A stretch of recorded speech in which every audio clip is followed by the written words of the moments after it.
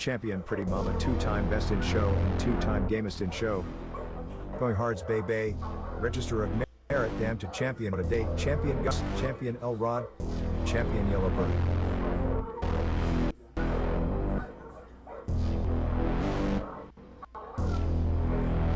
So pull up a seat, and let's talk dogs.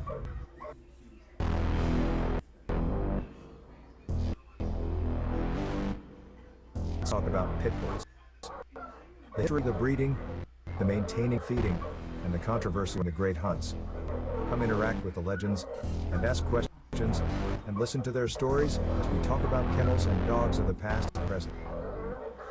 Hosted by one of the game's most respected kennels, with over 40 years in the hunt. Going Hard Kennels Twin 1 and Twin 2, dogs like Champion the Debrat, the very first champion off-brand champion Mayday, the Dog of the Year, and Register of Merit. Champion Pretty Mama, two-time Best in Show and two-time Gamest in Show. Going Hards Bay Bay, Register of Merit, Damn to Champion What a Day, Champion Gus, Champion El Rod, Champion Yellowbird.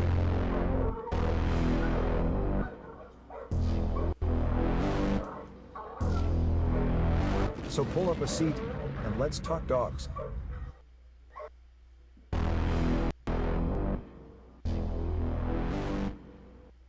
Let's talk about pit bulls. The history, the breeding, the maintaining and feeding, and the controversies surrounding the great hunt. Come interact with the legends, and ask questions, and listen to their stories as we talk about kennels, dogs of the past and present. Hosted by one of the game's most respected kennels, with over 40 years in the hunt. Going Hard Kennels Twin 1 and Twin 2, dogs like Champion the Debrat, the very first champion off-brand champion Mayday, the Dog of the Year, and Register. What's up, what's up, what's up? Welcome to the show. Tonight's show is going to be a very interesting show. We're going to be discussing some serious things here, and I want everybody to pay close attention due to the fact that we are going to be doing some things and saying some things that might be a little controversial. Everybody has their own opinions on how they do things. Tonight I'm going to be your host. I am GHK Going Hard Kennels Twin 1, aka the second. So let's jump right into this. First thing we're going to get out the way, we're going to clear up some things with this disclaimer. You know what I mean? We're going to get this disclaimer right first. The views herein expressed in this post do not necessarily reflect those of myself nor the forum, the owner, and should be viewed strictly as entertainment and for historical purposes only. I nor the forum, owner, either promote or condone any violations of the Animal Welfare Act of 1996 or any other local, state, and or federal laws. Again, this post should be viewed strictly as entertainment and for historical purposes only. Everyone read that, understand that clearly this is just information, and we're going to be discussing history. I didn't make up these rules. These rules were here long before I got here. But we're going to go in and we're going to look at some things because it's important when you're building a foundation. Every sport has its rules and regulations. Everyone. How can you imagine how this game would be without some type of rules and regulations? Well, in the hunt, we have these rules and regulations. And like I said, I didn't make them up. I just abide by them and work within the rules to play the game. Now, one of the things we're going to be dealing with as far as these rules is concerned. Rule 1, the size of the motherfucking action. Everyone understands what it's supposed to look like. These things are important simply because it's like playing on a football field. Imagine playing football and trying to tell everybody that in order to get another first down, you gotta get 10 yards. Who's gonna be out there with a measuring tape? So they put it on the field and make it clear. Even got flags on the side so you know what the situation is. You know what I'm saying? This game works the same way. There's rules and regulations to it. The field is actually marked. Has the size of the field. As we go back, there's the size of the field. Lines is marked as far as the corners.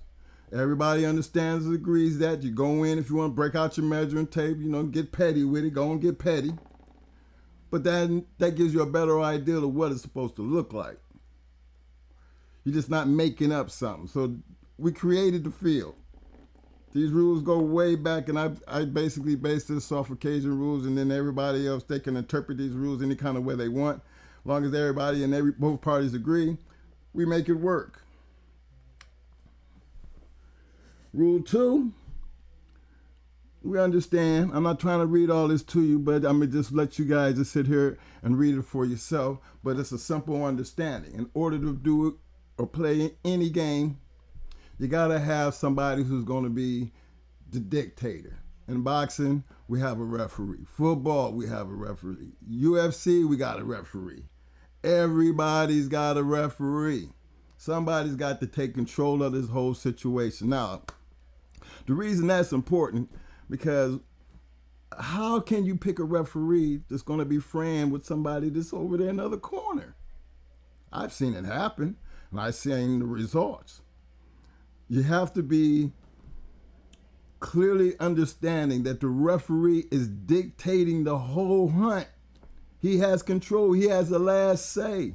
So that person, of all things, is the most important person, because his job actually starts in the very beginning. When they flip the coin, the referee's flipping the coin. He's got both parties right there. Somebody gonna pick the heads or the tails. So we're gonna know just how important that person is to this whole entire situation. Now, I'm gonna let you guys read this, but as you can see, the referee, he's going to be there for the weigh-in. You know what I'm saying? If you agree that this is what we're going to do this at, you've picked the weight. You have agreed to this weight. You're telling the referee he's standing there. Okay, this weight. Okay, both parties at the scale. You know what I'm saying? You put your dog on the scale. The referee says it. We do it in boxing. Everybody knows it. We have it in the UFC. You got to step on that scale. If it's going to be for 38 pounds, it got to be 38 pounds, not 31 and a half, 38 and a half, 38 and a quarter. It's got to be 38, because you can cry over that little quarter, especially if you have some lockup. He didn't say 38 and a quarter. He said 38 and a half. Understanding the referee is in play from the very beginning, from the time they hit that scale. That weight is important because you got both parties there. The agreement is always going to be on the referee. If he see 38 and a quarter, he's going to tell you that's a foul. Now, he's not going to just call it off. That's not his job. His job is to indicate that there has been a foul committed. From that point on, he looks to the person who's standing there getting ready to weigh his. He says, put your dog on the scale. He reads the scale. He's 38. He's over. What do you want to do? The man who made weight has the choice to just say, yes, I'll accept that, or no. If he says no, the referee says, hey, you forfeit the money. Fight's over. Straight from the beginning. Never got started. That's how important this situation is as far as that referee. Next thing we're going to look at, you guys. Parties toss a coin to see who should wash first. That's important because this is where all the drama starts. You know what I'm saying? You're going to get that heads or tails. You know what I'm saying? Give everybody a chance to read how this is going to work. Now, you notice the wash. Parties wash their dogs and they furnish 2 towels, 2 clean towels, and a bucket. The referee is going to indicate the winner of the toss. Then the losers, where's the dog? And then everybody get to the wash. And now you got to be looking at how you're going to wash the dogs and what you're going to wash the dogs with. 2 towels, baking soda, milk, soap have been provided. Each opponent, it's been like that for the last 30 years. We got rules. There's a purpose for why we're using the baking soda and the milk. There's a reason why we're using 2 towels. All this has a purpose. Referee standing right there. Here's the other thing about that. You're going to get a chance to wash that dog. You know what I'm saying? If requested to do so, the referee shall search the person named to wash the dog and then have him bare his arms to the elbow and wash both dogs in the same warm water and rinse them each. Half of the warm water provided to them for that purpose. Now understand this. Basically what that means, I'm going to wash his dog. Okay? I'm going to wash his dog. And to give him the opportunity to wash my dog. Okay? Bare arms. The reason I say bare arms, now I've seen this happen on plenty of occasions. You come in looking all fly and everything. You know, right? We get in there and we're going to wash the dogs. I'm washing his dog. I'm licking his dog. You wonder, why you licking the cuss? Even though I'm washing, I want to taste him. I'm so into this. I want to see what he tastes like. Anywhere I think I'm fixing to go, look, I'm still alive. I've lived to be a damn near old man. You know what I'm saying? I've been lucky enough to be 60 years old and I'm still here and I've licked plenty of damn dogs. I ain't gonna lie to you. They laugh all they damn want. But one thing you're not gonna do, not coming by me, I'm the second. I gotta make sure this is all fair and square for our purposes. Yes, I'm licking his ass. I don't care. Laugh. Y'all know y'all might be like, no, that nigga ain't. Yes, I am. Trust me. You need to ask somebody. Made it good and clear. I'm licking your dog. The purpose of that is I'm making sure I'm not dealing with no madness. And when he go to wash my dog, remember Twin Two standing right there. When he go to wash our dog, he's going to be up and we're going to see his arms. We're going to see all of this. You know what I'm saying? We're going to see all of this because we want to make sure that when he's washing that dog, he put my hand on my dog, I make him wash his arms. You take that towel, hit them arms, and then go to washing. We're not going to argue about that. Referee knows, hey, I have the right to do that. Just like he has the right to do that with me. He's not going to stand there and be arguing or something that we have the right to do. That is not what the rules say. We both going to agree to do this. I'm bringing it to the table for that 1 point only. Bare armed, I don't want nothing on my shit. He has the same right to do it to me. That's fair, fellas. You don't know what he might have on his arm touching my dog or wiping across his dang face. It ain't in the water. So where else is it going to come from? Him. Now, here's something else that I laughed about. Now, I done did all this and I watched them do their arms and everything. First thing he want to do, now he's somebody bringing him a pair of overalls in. Like, where'd that come from?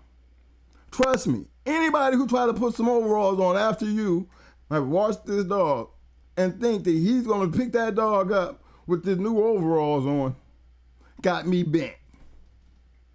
When you come to that box, to that scale, what you got on at that moment in time is what you gonna wear when you get your ass in that box. There ain't no damn changing no damn clothes.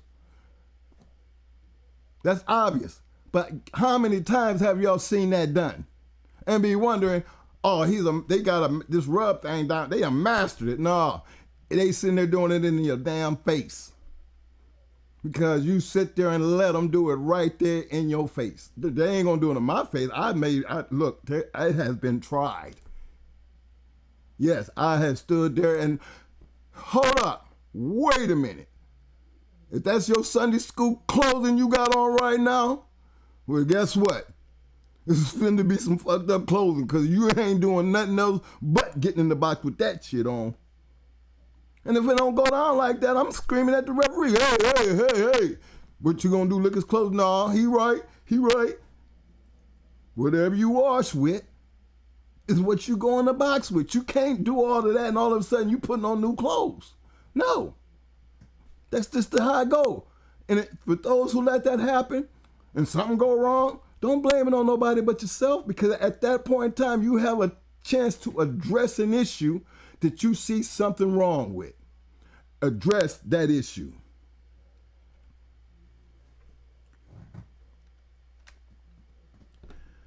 As these dogs is washed and cleaned and dried, they shall be turned over to their handlers, and once taken to the corners of the box, the referee is going to basically tell everybody what the situation is.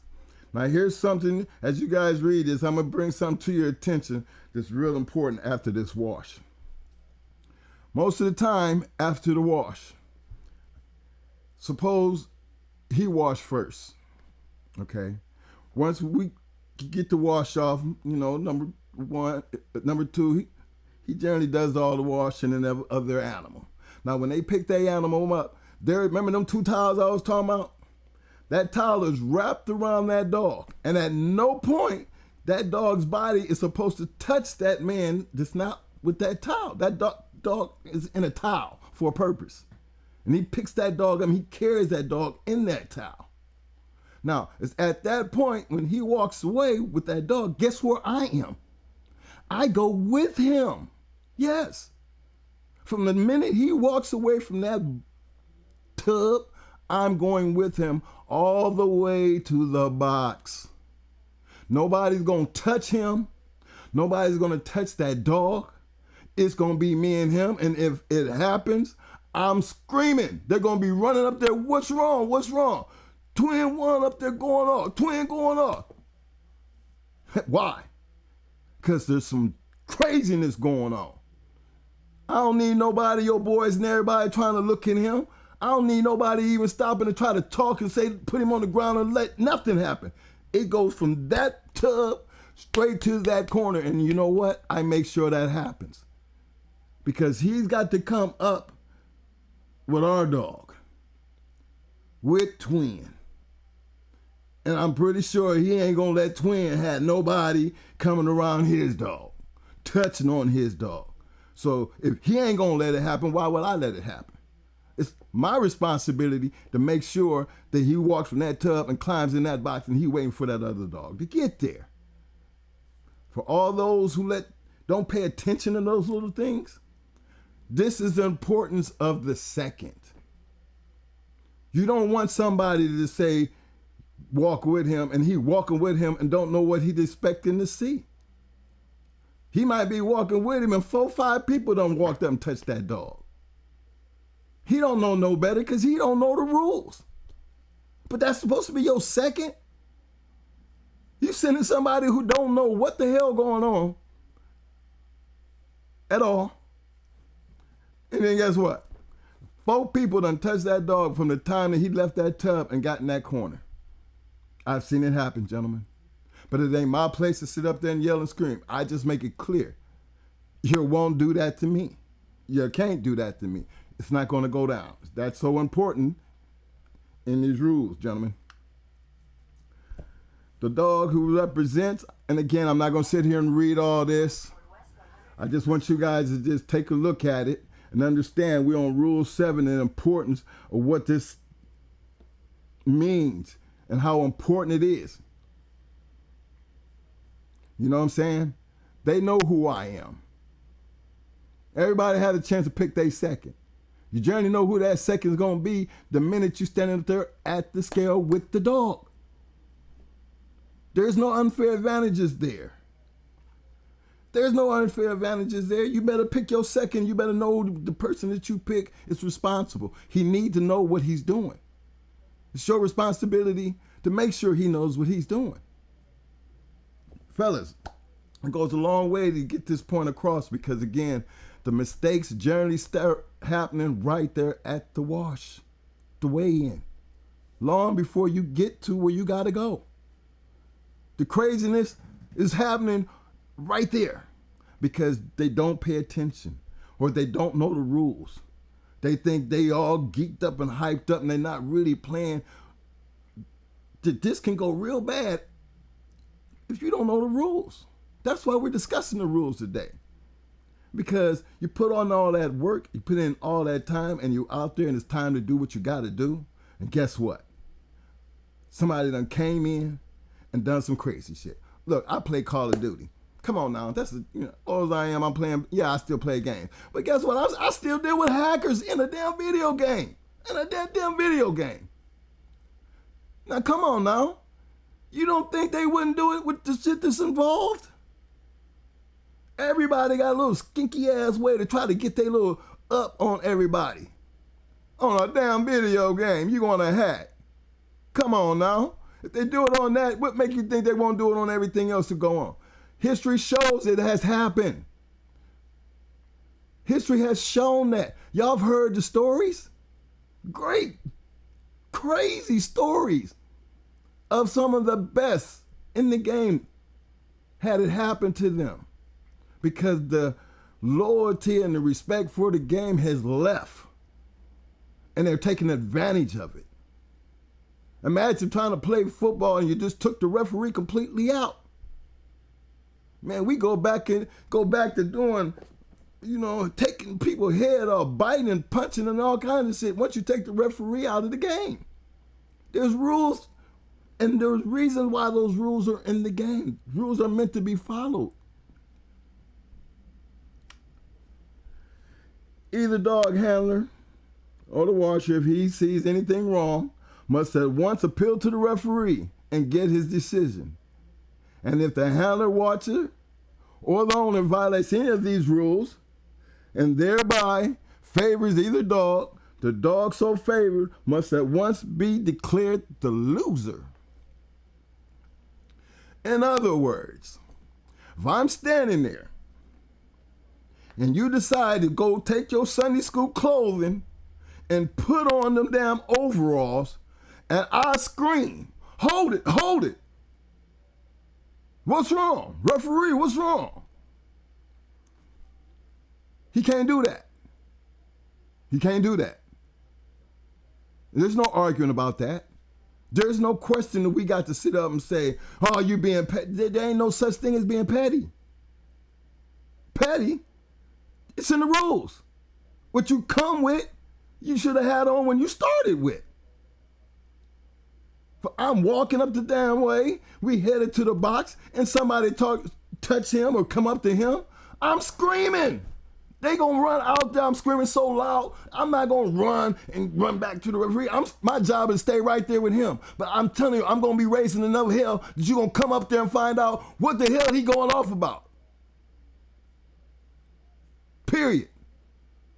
And when I state when I say what I'm up here screaming about, I want it addressed. Well, all he did was came up and get, ref, let him know. Now, keep this in mind. The referee can come up and they can say, yeah, all he did was this. I'm going to look that referee dead in his face. And I'm looking for one word and one word only. You know you have fouled. You know you have fouled. My next decision is not up to me at that point. No. That's up to 2 and 2 at that point. But one thing for damn sure, I'm going to make sure my appeal to that referee is acknowledged. That's the key. The referee makes the decision to acknowledge my appeal or his appeal. Yeah.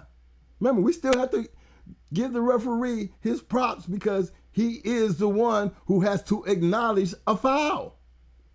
I can't holler foul and then everything's supposed to go straight to hell just because I said it's foul or he said it. It's got to be acknowledged by somebody. That's the sole purpose for why we have a referee. It's called rules, fellas.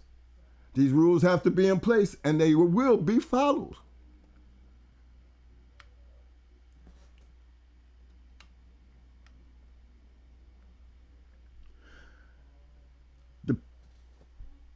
Now, this right here with the time clock, it could be anybody, okay? Because he's an important person that's in this situation because all his ass got to do is sit there and just keep up with the clock. Because that man also, with that clock, he knows when the time to fall in that corner, he already knows because the referee says time. Timekeeper's supposed to holler out the time. You know what I mean? Stay release the dog. You know what I mean? That's how that goes. Timekeeper. We only got 15 minutes in that damn corner. Actually, when it gets down to the 10 seconds before that time gets there, the referee should be asking, timekeeper, the time. Time's out. Remember, all this is the rules. Everything got to be on point. Timekeeper can't be over there talking to his boys and ain't paying attention to the clock. He got to be on the job. Hey, look. You can pick anybody you want to be a timekeeper. Trust me. Both parties have to understand that. But look at the damage that could do to both parties if he's not doing his job. Now, at the point that he ain't doing his job, you think I can say, hey, referee. Hey, referee. Well, the timekeeper ain't doing his job. He ain't paying attention. It's up to the referee to stop this whole situation and get another damn timekeeper. And whoever he get, we both parties have to agree to that. We can't sit back and let it just go on. It's the referee's responsibility. You have to hold the referee responsible to his job. And if the right referee is doing his job, it ain't going to be no issue. It ain't going to be no argument. It shouldn't be no argument. This is still a gentleman's game. It's meant to be a gentleman's game. Should be addressed as a gentleman's game. This is not a bunch of people get together and then everybody do what they want to do. What professional sports have you ever seen done like that? I haven't seen many. When I say professional sports, this sport that we have been a part of all these years is a federal crime now. Got to remember, that's a federal crime. Now, early in our first show, the man that introduced us, we was running around with a sheriff and a mayor of a city. And along the way, I have met some people who have been in some high places, professionals, serious professionals. If you go all the way back, it has been a gentleman's game from day one. A gentleman's game. Trust me when I tell you. When I say gentleman's game, hey, them big top hat boys wasn't in them walls. They didn't get in there. They stood on the outside because they had all that money. They was the ones on the outside. They knew the rules. That's why they created the rules. It was us who was coming in with the dogs. Us. They were depending on us to have everything right. You know what I mean? They only bought the rules in to protect their money. What about that has changed? The color? No, the color is the reason why it's a federal crime. You know what I mean? That's why. Understand that. So if you're going to be playing the game, you got to play the game like a gentleman and play it in the right way.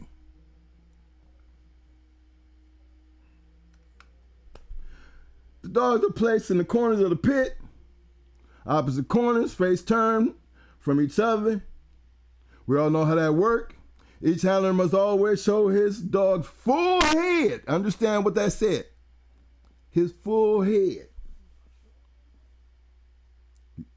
And shoulders now. Now, I'm going to be honest with you. As I talk and say this. We always have that little tendency to let him look. All right, I'm guilty. I tell them, Mo, let him look. Let him know it's over there. Because, I mean, look, we had, on certain occasions, you know, smiled every time we seen a black dog. For some odd reasons, our dogs just didn't like black dogs.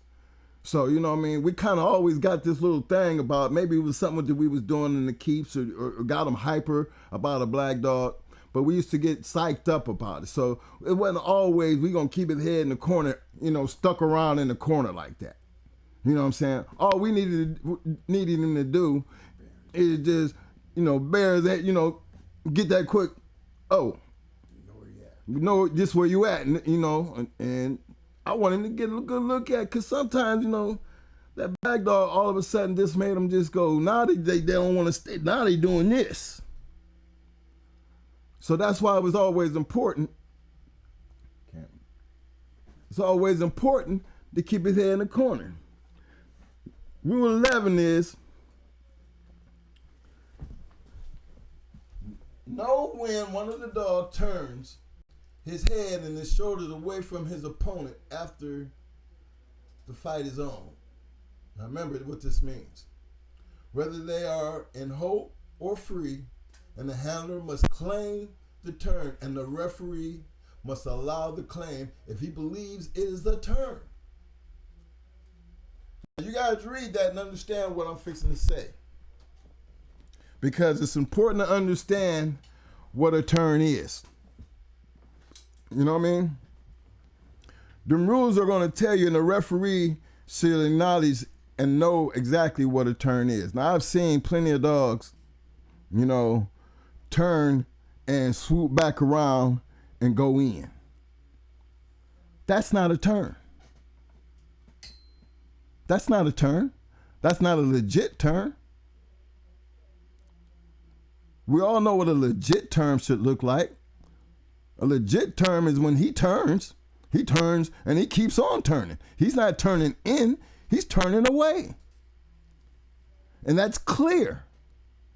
But just because I call that turn does not mean that I'm going to get that turn.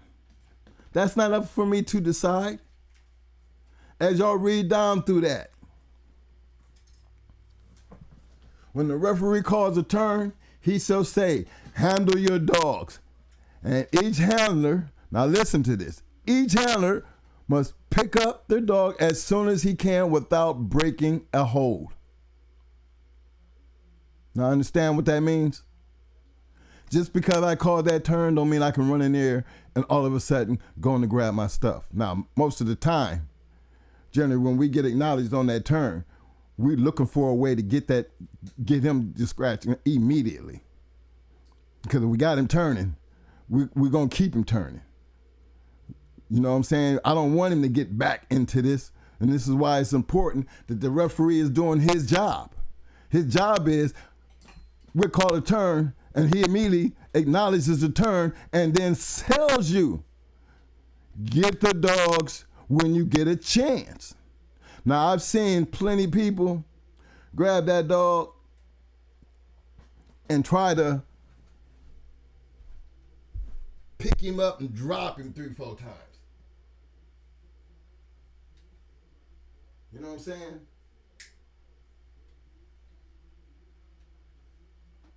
And that don't work.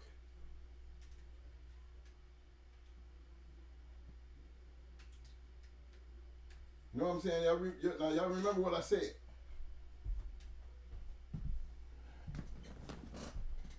The referee has to acknowledge that turn.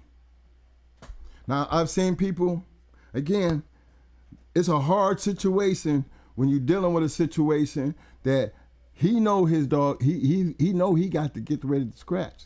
So he done picked his shit up, dropped his shit a couple times. I mean, he trying to get his dog back into this. I can say as a second, Mo, say something. Twin, say something. He's gonna say something. It's the referee's job to say, hey, you do it again, I'm calling a foul. Period.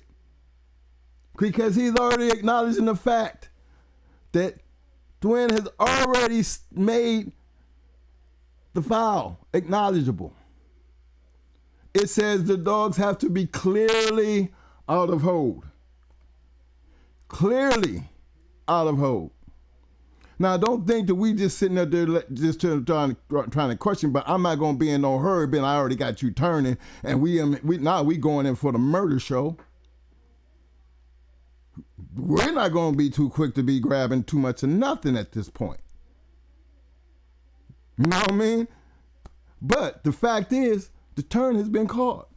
Now, once it has been acknowledged, handlers carry the dogs to the respective corners immediately on picking them up, keeping the dog's face turned in the corner away from the center of the pit. Okay? Now, again, everybody, you know, the man who's always got to make that first run, he ain't trying to keep his mutt head in that damn corner. He ain't gonna do it. And if you always sit there and you watch him, they gonna get that look too. Because he know he don't want to go over there. He can feel him. I done seen him take him and turn him. And no, they actually turn and try to see what he gonna do. You already know what he gonna do. You sitting up there holding, you his best friend at that moment. You know what he doing. You just trying to get him to see what he gonna do. I don't make an issue out of that. I don't sit over there as a second and be crying or telling Twin, hey, he won't keep his head in the corner. Only time you'll ever hear me say keep his head in the corner, when I see what he see. You know what I mean? What I see, when you got to keep turning him 2 or 3 times and knowing that it's on you, you know he don't want to come up out of there. And if he do come up out of it, he ain't running over there, he walking, because you know you standing there with him. 25 seconds in now. 25 seconds after the dogs have been carried to the corners, the referee shall say, face your dogs. Then the handler must show their dog's head and shoulders between their legs. Hold on, we got another one here. We got another trick here. Did you hear the key to that rule right there? It said shoulders and legs, gentlemen. And any ladies that's out there, because I don't want to be biased. I've seen them hide the front legs, that you didn't see nothing but the head. Now, gentlemen, clearly, and you have to understand this, you can get caught up in what you're doing. But me as a second, I don't get caught up. And you have to understand where the problem comes in with most people, right? Is you have to understand me as a second, I'm in their corner. I'm not over there in our corner. No, I'm in their corner. So if I'm in their corner and I acknowledge to Twin, hey, because I'm the second. I can acknowledge the fact that we want to see his front legs. The referee has to acknowledge, hey, you got to show more than what you're showing, sir. It's acknowledged at that point. If he chooses that he don't want to do that, remember the clock is still running. 25 seconds don't stop just because. No, it's still going. So he has them 25 seconds to show me what I want to see. Because within that 25 seconds, that point should already be addressed. And it'll be at that point when he starts that countdown. 5 seconds. 5 seconds, they're going to be on that release. We better see some legs. It's very important part of the rule.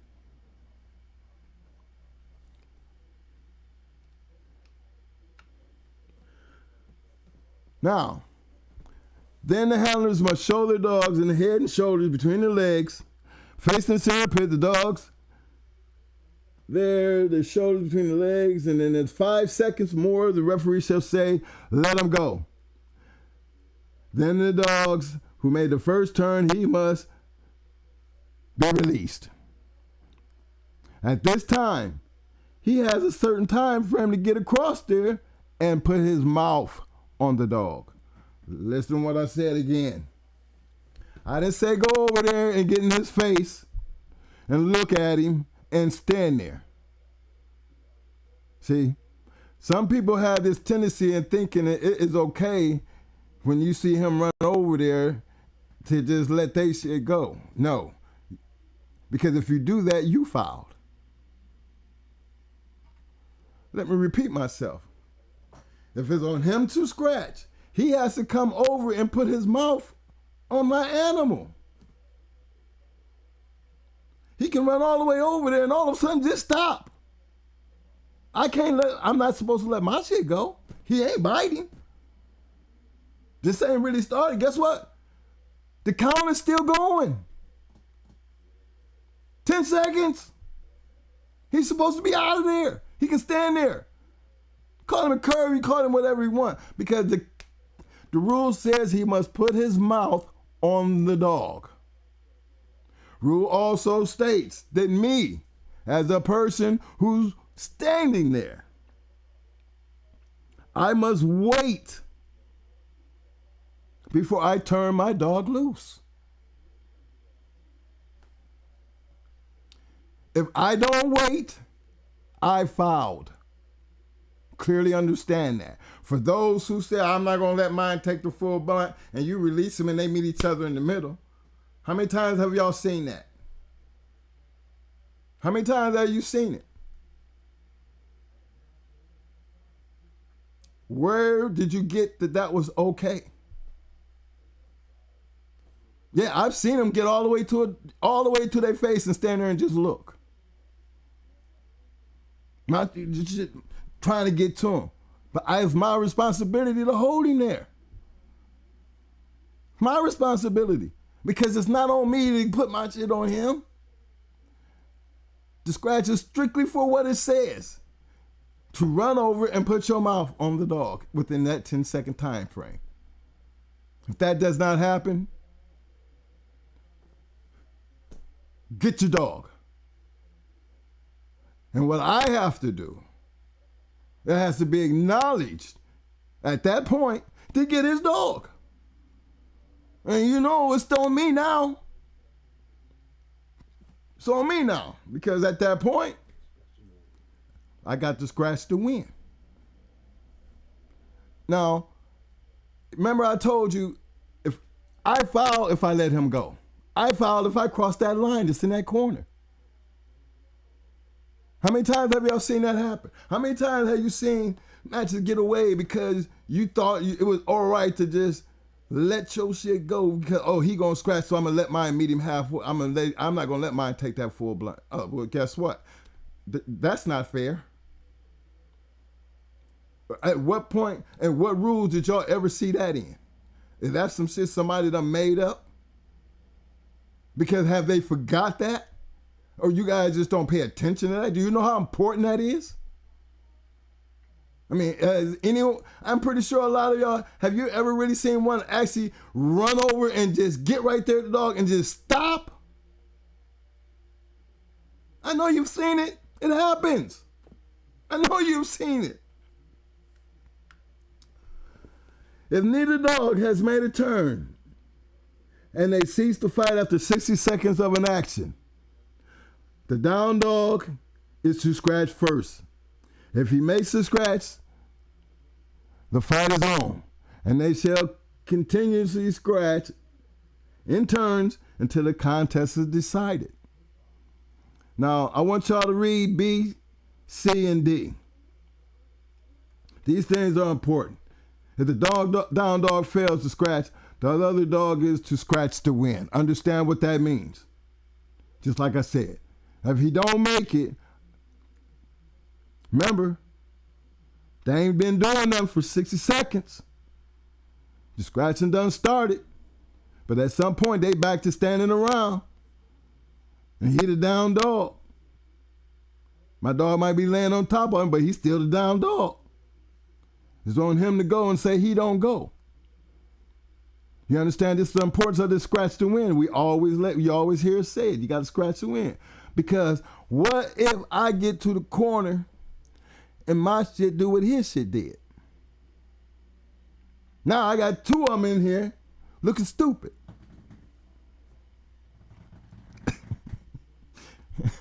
Yeah. I'm pretty sure. I mean, I don't know how many of y'all have seen it, but guess what? There's a purpose of why we do the scratch to win thing. Now, I don't ever find myself in a situation like that. But there was a purpose, and I didn't create that rule. Actually, it's been a fraternity rule from day one, because nobody who ever wanted to win a contest would occur. Nobody. If that situation comes to that, the referee should acknowledge the fact when he counted 10 on you and you didn't go. He didn't call the fight. He didn't say it's over because the down dog didn't go. No, he's supposed to look over and look at the other man and say, release your dog. Now, if he's staying there, guess what? The count's going. If they make it to 10, the referee says, fight over a draw. We just got two curves. Why are you going to win? Why would you even argue that fact that you won would occur? What kind of glory do you get with winning would occur? See, scratch to win prevents that from happening, brothers, sisters. It prevents it from happening. Either you both gonna do it or you're not. Somebody's got to be declared a winner. Scratch to win is guaranteed to declare a winner and a loser. Without it, guess what? I've seen them not scratch. A referee turns and the person done picked up his dog and declared himself the winner. Now, I might be wrong because I've always been a scratch to win kind of person. I want my fraternity out there to tell me and show me a rule that automatically declared that man a winner. Declared him a winner. Because the man who was meant to scratch didn't scratch, automatically mean you're a winner? Where's that rule at? Somebody just give me. Now I'm talking Cajun. You know, and there's different versions of it, but that scratch to win situation has always been a part of the Cajun rule that I was brought up on. And I was brought up with the best. And then I was always stuck on, man, about that hey, look, you don't want to win that way. You got a cur, it's safer to call it a draw, and everybody go about their business, and we try again the next time. Then all of a sudden, because he didn't scratch, you declared yourself the winner, and you done picked your shit up, and you running around like you done something?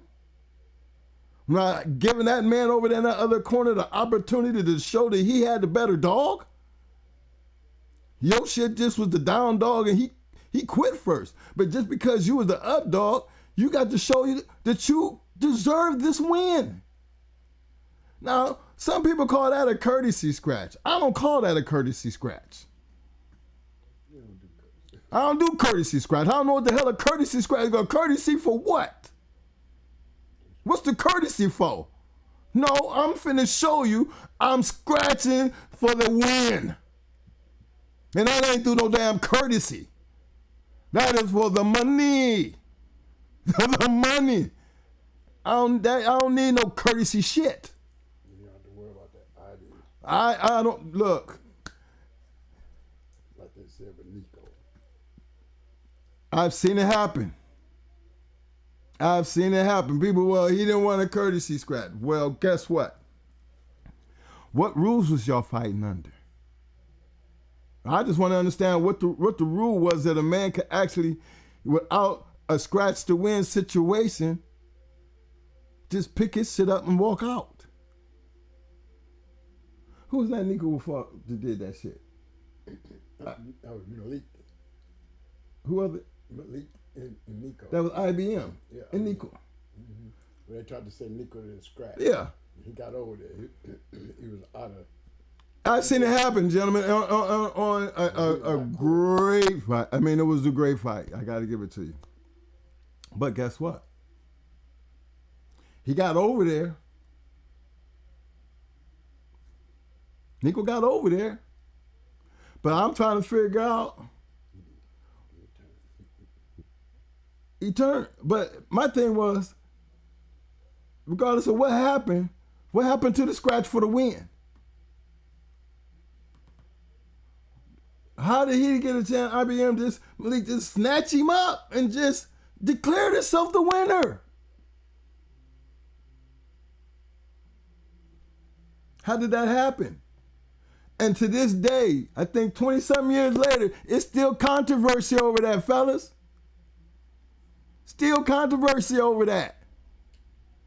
Why would it have been controversy if it had already been done the way the rules said it's supposed to be done? Just because he stopped, you got to go get the money. He didn't stop. No. I'm talking about the courtesy scratch, what Nico did. He still should have been a courtesy scratch. Right, it should have been a scratch to win. Malik should have been able to have to scratch back into him the way we do. Right. But again, these things happen. Conversation piece. You know what I'm saying? 20 years later. I'm telling you, you want to beat around the bush? You want to get away from the BS? Always demand scratch to win. Because that takes away all the controversy, gentlemen. Takes away all the controversy.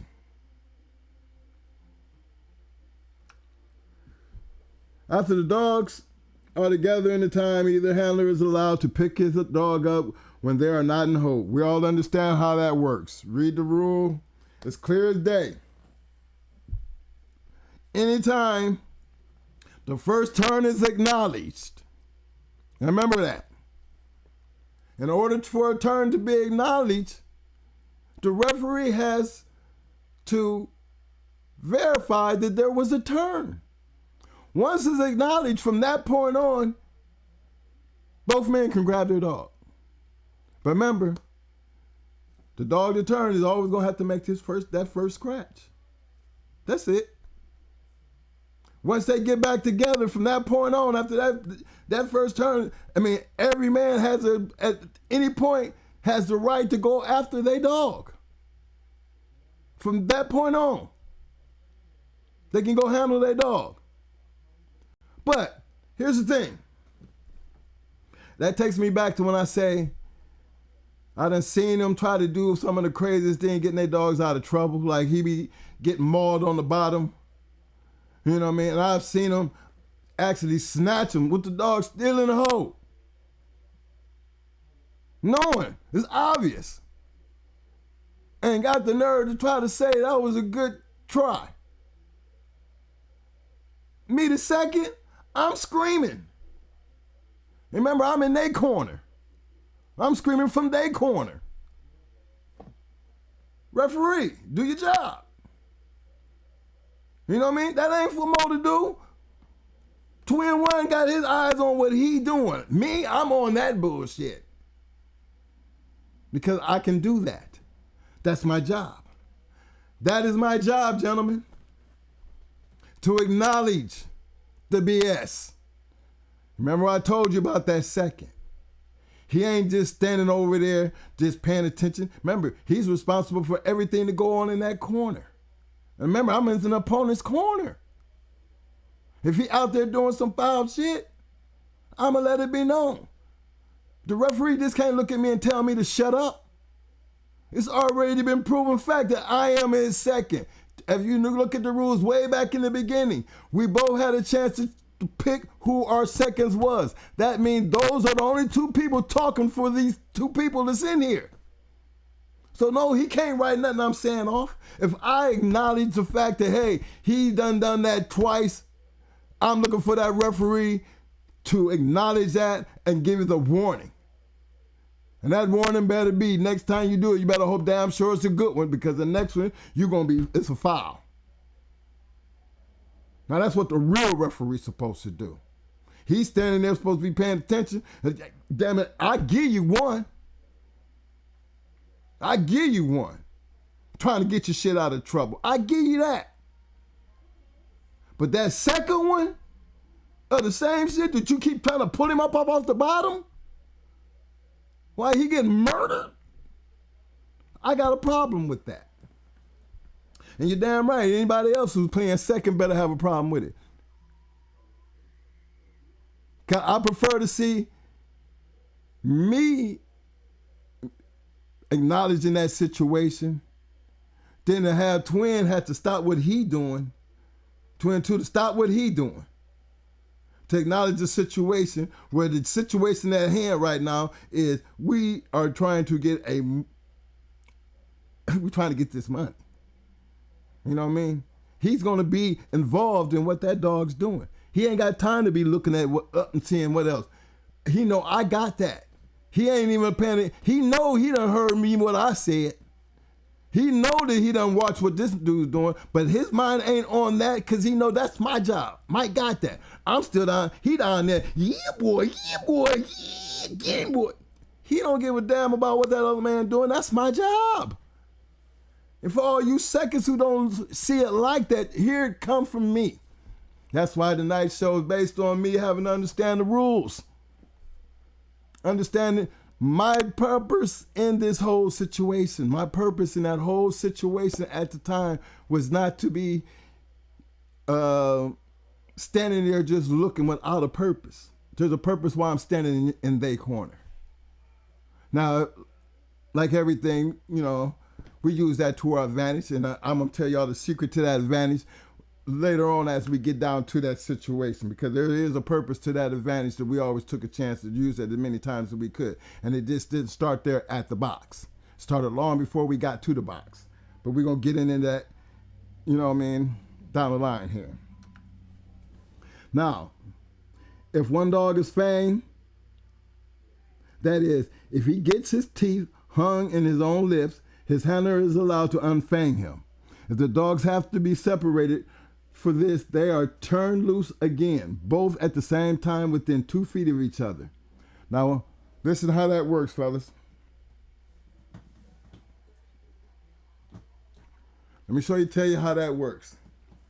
Okay, suppose we acknowledge the fang. The referee gets down in there, and he has to get down in there. You just can't, he fang. No, he wants to see that. Referee gonna get down there and see that he fang, right?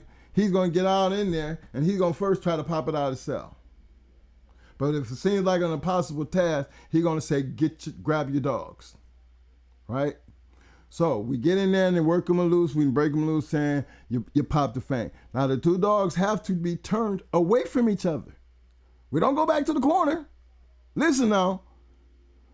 When you unfang them, you have to bring them apart.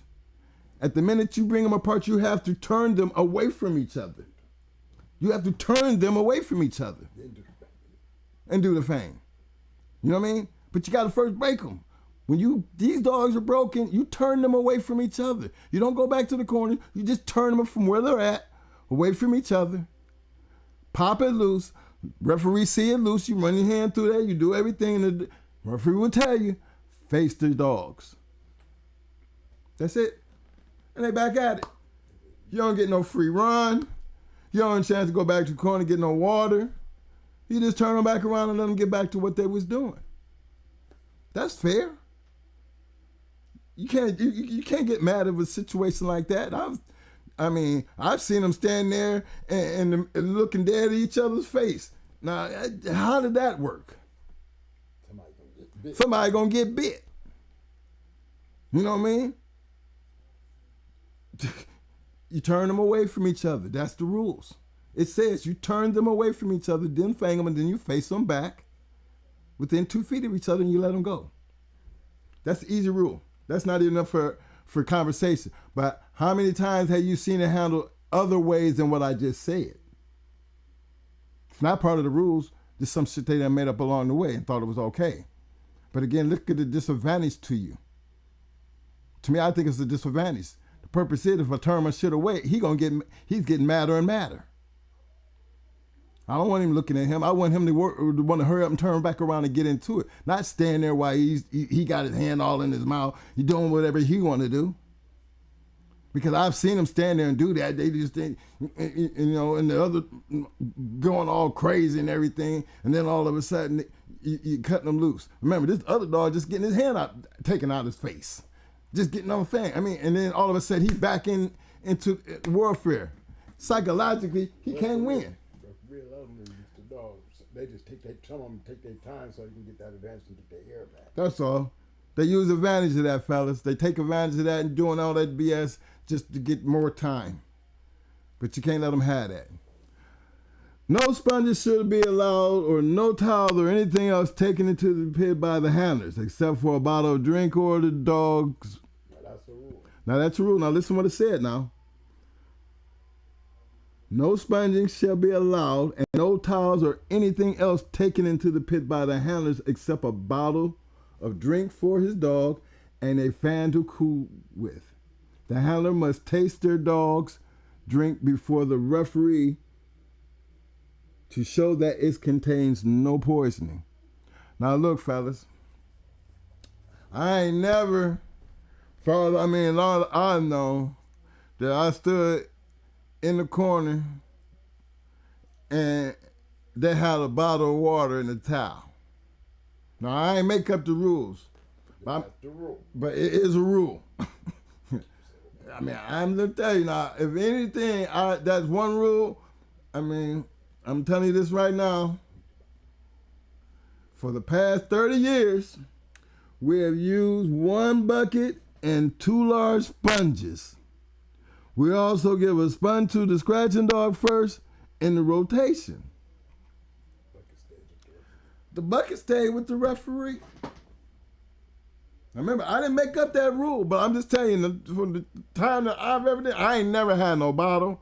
I ain't never ever seen nobody. I never ever let anybody allow another bottle. You know what I mean? All sponges and all towels came from the referee, and there was only 1 bucket and maybe 2 sponges. And then you couldn't mess with the sponges because both sponges is in the same bucket. You know what I'm saying? That's just the way it has always been. Now, like I said, I didn't make the rules, but when I am interpreting to you based on the rules, there's certain rules that just didn't make any sense, and as both parties would agree to that. Now, if they wanted to ever argue about they wanted to have they bottle of water or anything like that, you know, they would make that point before we got in, because before we even got up there, that rule as far as 1 bucket and two sponges, it was going to be addressed before we even started in that direction. The referee would have to acknowledge that simply because he's responsible for the bucket of water and the 2 sponges. Sponges in, sponges out. Most of the time, the dog just going down. The dog just scratches on, get the first sponge, toss it. Then he goes back in and give it to the other one. That's how it works. Then he counts and he says sponges in. I mean, I didn't make the rules, fellas, but that's one rule that I always felt like we ain't never abide by. We just never dealt with it. So, you know, be mad or say, well, y'all guys do the rules the way you want to. Well, hell, y'all seen the Super Bowl? Ain't that how they do it? Still on the referee to make the call. You ain't got to like it, but once the call made, it's a done deal. Forget about it. And so we try to address that beforehand. 2 sponges, 1 bucket. You say, well, the rules say I can have it. No, well, I'm telling you, damn referee, I'm not going to accept that. And that means we just ain't going to do this, then we just ain't going to do it. That's the whole purpose of the game. You have to come to a gentleman's agreement. You got to find a way to adjust the rules to where everybody's happy.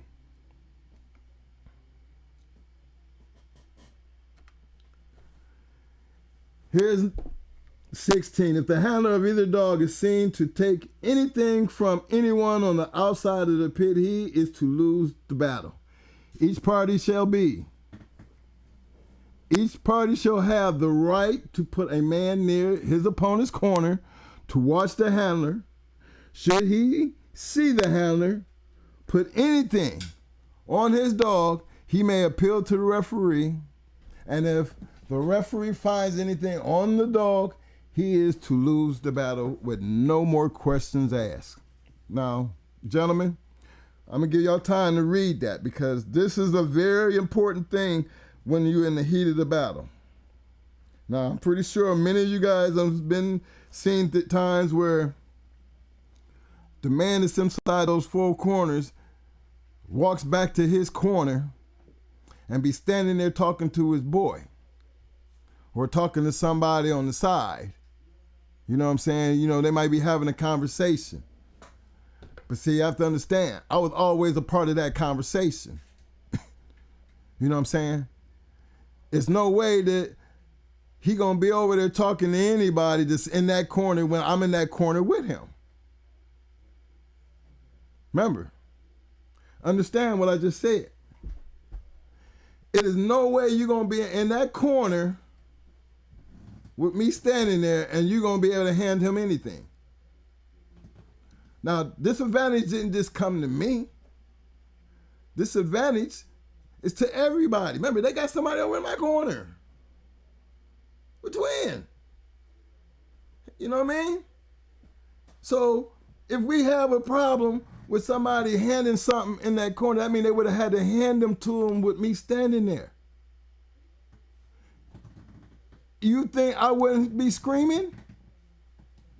You know, I've seen them actually see me sitting there or standing there and come over and sit on the big wall. I mean, you're supposed to be involved, you know, maybe things might, somebody got tired, but you sit out on the pit wall. And then all of a sudden, I see a person put his elbows on the wall like this, and now they sitting up there talking. I scream. I'm hollering. Referee has to acknowledge me hollering and say, get your dogs. Yeah, I've done it. Get your dogs. And he got to address my appeal. Now, to some, that might have been petty. And some of them even took it to be petty. You know, that's why, you know, they always thought I was the more exciting one. You know, because I was always demanding about certain things. But I didn't think that was cool. If I thought it was cool, the next time he happened to put his hand on the damn wall, he could have handed him something. Could have rubbed him on his hand. All the kind of things that could go wrong when, right. There's so many things that go wrong when you got somebody else leaning into the pit and hanging on the wall and you standing there right by them. I don't know them. You done got away from me and now you feel like it's cool to go over there and pull your shit because you know I'm standing over here. You think I'm not watching him sit over there? You think I wasn't going to say something the minute that man put his elbows up there and he decided y'all going to stand there and have a conversation like that? And you over there? You would have thought he would address this and say, hey man, you can't get on the wall. Or back up. But being he ain't do that, guess what? I did. I sure the hell did. Shit got so wild, damn it. The referee, hey, grab your dog. Now he's like, got to get up off that wall. Now he got to get in there, get his shit. Because he know this is the demise now. He know that he ain't coming back out that corner. He know it. He know it. But I'm not giving his ass a chance to put shit on our dog. No, I was not. Call it petty all you want. The fact is, you was a down dog. The fact is, my appeal was based on the bullshit that you just pulled. And the fact is, you ain't coming out of that damn corner. Don't worry about it, because don't think this is going to be easy for us, because we still got to go get that money. Now, they can call that petty all they want. I don't give a damn. What's my job? Understand clearly. I'm speaking about they can put the rub right my job. Right. They could put, look, he could be sitting there putting his hands. Now, look, if you got a man that's laying on the wall and he putting the rub on the wall and you stand there with him and then he pick it up and rub his hand across that wall, now he's putting it on his dog. Now he might have the dog and everything else, but now he can at least get it from that wall back to his dog and did it right there in your face. Right there in your face, and you just thought they were just talking. Ain't got a nerve to call me petty. Rules say, if I see it, I don't like it, being I'm the second, it must be addressed. And you're damn right, I addressed it. Yeah, referee and everybody over there sniffing that God damn, I had everybody over there sniffing the wall. Everybody, licking and everything else. Got so bad now I can't nobody lean on the pit wall. Nobody. Because it wasn't petty. Didn't have no business on the wall. You didn't have no business over there by him on the wall. People, it's the rules. Don't take it and think it's okay. And then get mad because all of a sudden shit changed for you. Because you sit there and let it happen right there in your face. As a second, you have a job that has a whole lot to do with what's going on that night of a hunt than the man that's in there and the dog. Understand that. Very important.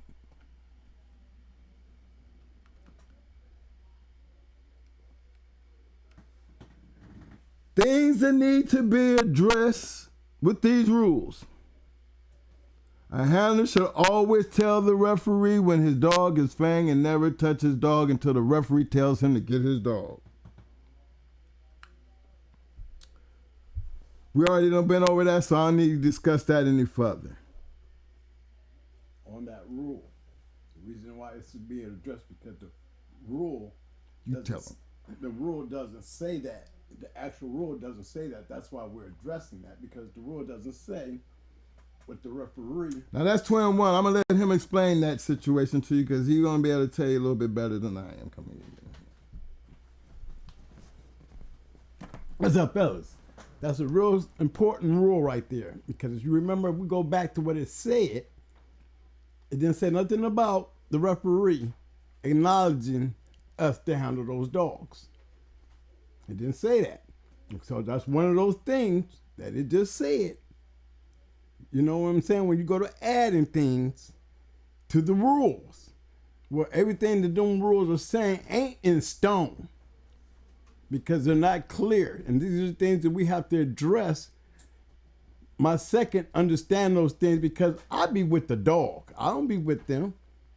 I'm always with that dog all the way down to wash time, and I'm taking that dog up to the box and getting in that corner. I'm not handling none of that. I would expect my second to know how to handle all this because it's me and the dog. My second got all that other stuff. But things like that, as you're going to see coming up, you're going to see some of these things that's being addressed. So when we start talking about, y'all can't just throw in, scratch the win at the end when it's only used on a down dog out of hope show. No. You want some real bulldog and you put it at the end of the show. We don't do courtesy scratches. Either you're going to go over there and scratch for your money, or you're going to go home with a draw. Even if I lose. I have a chance to win. If I didn't put enough damage on him and he can't scratch back to come get the money. See, that's the part you need to start paying attention to. It's a hard argument to make when you bulldogging, because everybody don't bulldog like going hard. But see, I don't have that time to initiate those kind of arguments when those things come up, when we're making these things that we're going to do known to the referee. But I have the best second in the world. He was taught well. And it's all about bulldogging. You want to know a real bulldog, don't go trying to call the answer to the show before the show ends. That's why we always want it in there. Hey, ain't no guarantees we gonna win. And you whining because you won't want to scratch the win and come and get your money?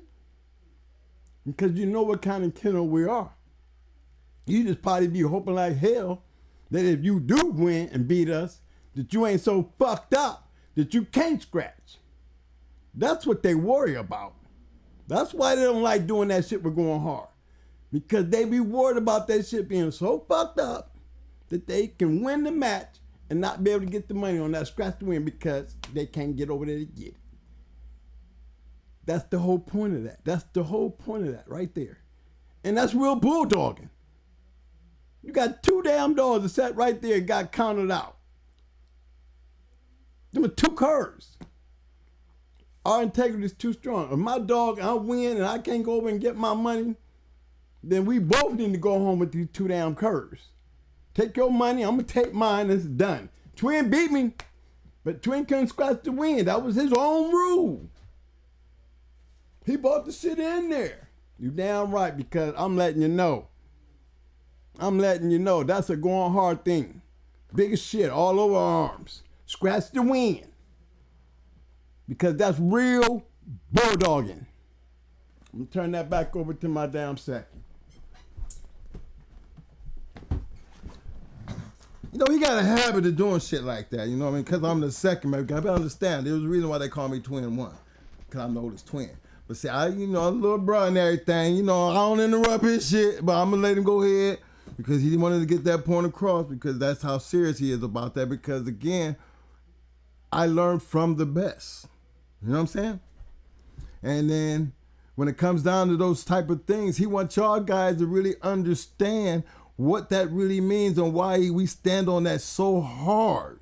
Because like he did tell you, his intentions ain't never outside of what's going on. His intentions is always going to be that dog and where he at. We don't play with that. We understand our responsibilities, and he don't step on my foot, and I damn sure don't be on his at all. But we do it because that's the plan. That's the advantage. When everybody else ain't doing what we doing, we look to do, that's what we look for, all the faults. We take advantage of all your faults. I don't need to rub no shit. I don't need to do all that scandalous, dirty ass shit. We ain't looking to do none of that. But it's a damn shame that you got to have all that to play in the game that's supposed to be of integrity and gentlemen. Something that it started out being. A gentleman's fraternity. And I've been blessed to be around some of the best legends known of all time who taught me. And they always had that thing. It was like, legends make legends. And I always wanted to be them. And then I hear people like, well, y'all legends. Well, hell, I don't know how that happened because I was sure enough wasn't trying to be a legend, but I was trying to be the people that I looked up to. I always believed if I do what they did, maybe one day I'll be like them.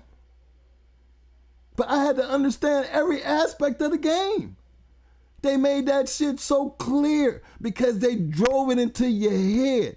They took your places and make you see. They put you in situations to where you can see for yourself and understand why these things happen the way they happen.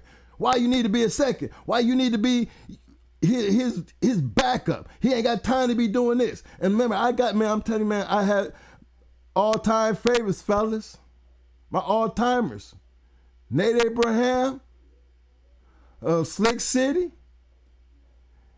and McNasty and Mr. T of Roadblock. Them two men is what made me the best.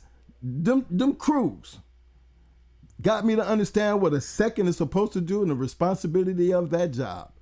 And I say that about them, and I mean all my respect to R.I.P. to McNasty, Mr. T, and to Nate. I give them like they're my Michael Jordan in this game right here for me because, guys, you don't understand how they took me in. Took us both in and taught us things to where you guys wouldn't even imagine. Now here we are here on the podcast just giving all the secrets for free. Now for those who come and who want to see us talk, do you understand when I had a chance to sit down with these gentlemen that they actually took the time to sit down with me? Not a crew, not a whole bunch of people. No, just us. Come all the way from Detroit, Michigan to pick us up, to go places, to see things. They didn't have to do that. They didn't have to take me under their wing and school us like they schooled us. Hey, you know how big that was for us? You know how serious we played that game from that point on? Legends make legends. He wasn't playing. One thing they damn did, and we wasn't trying to be, but when y'all tag that title, let me explain something. I get that title back because they were so right. If that is true, legends do make legends. And if anything that I could do, or we could do, to help bring this game back to the respectability that made them legends, because this game wasn't always like that. It wasn't always like this. People wasn't fighting and shooting and and rubbing and doing all this craziness back then? Because it was a respectable man's game. These were respectable men I'm talking about. If you beat them, believe me, and they said they was coming back, they didn't come back with a gun. They came back with a dog. And they got the business done with respect. That's what this is all about. And then understand that us moving forward as we continue this situation, we're going to be dealing with these rules.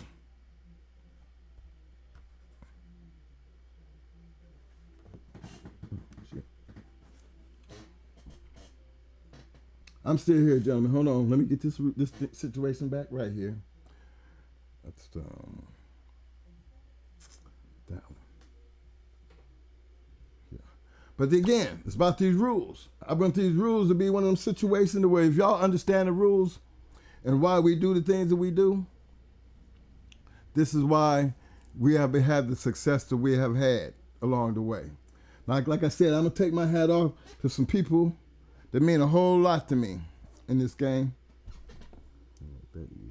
But I'm going to start them like this, man. Now, I done told you about my Detroit family.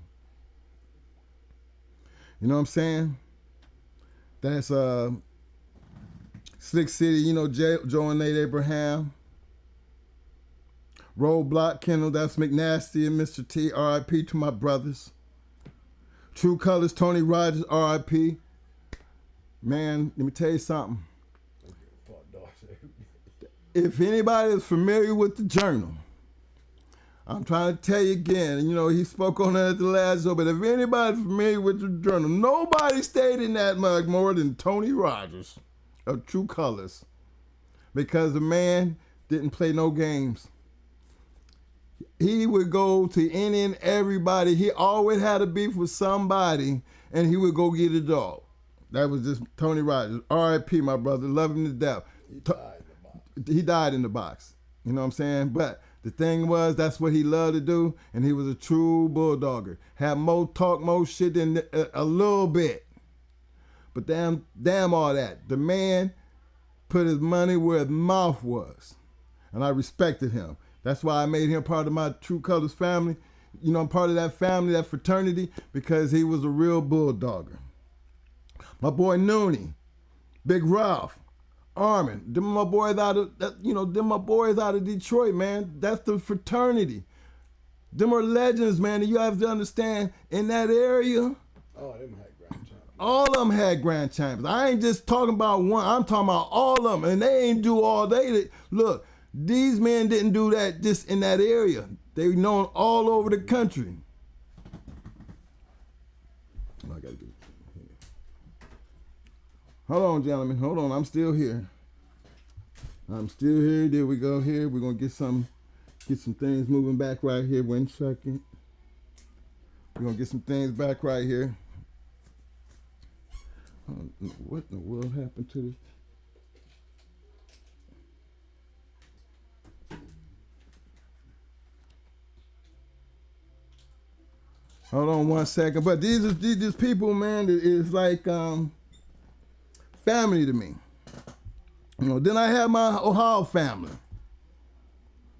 You know what I'm saying? My Ohio family, they was big on a lot of things, you know what I mean? They was big on a lot of things.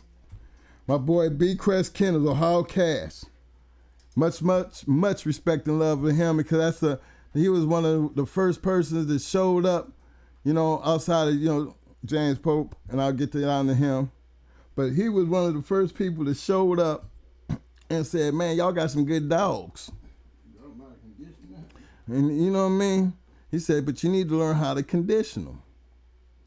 You know what I mean? And the man, remember, he had a couple champions too. So believe me, this is not just a guy that we just picked up, you know, and all of a sudden he just, you know, became here we go. I'm back into this. What happened? You're taking pictures, man. You need to be taking videos.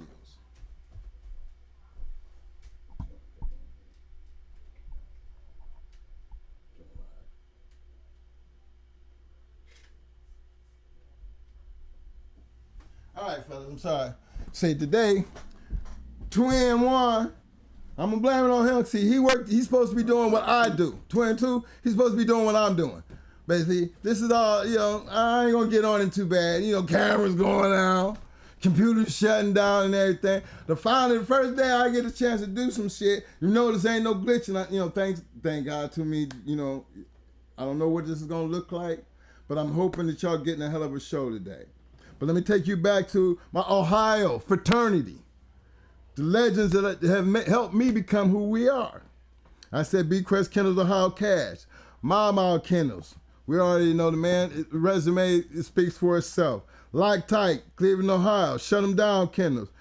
Big Daryl Downs, R.I.P. my brother. Much love. James Pope.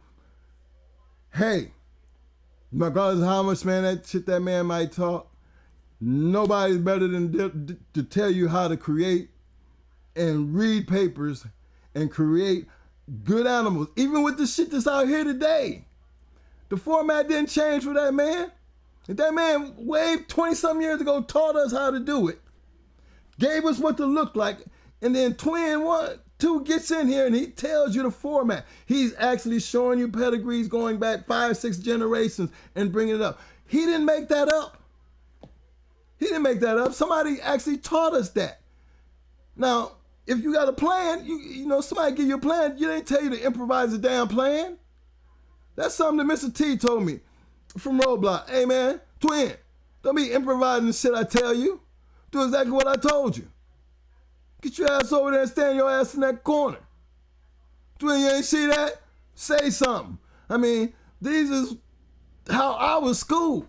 Be at my shit screaming at me. He could have did anything and be screaming.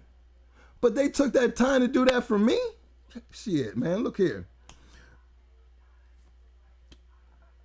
The Legion of Doom and Mr. Bucky. Now, everybody, listen.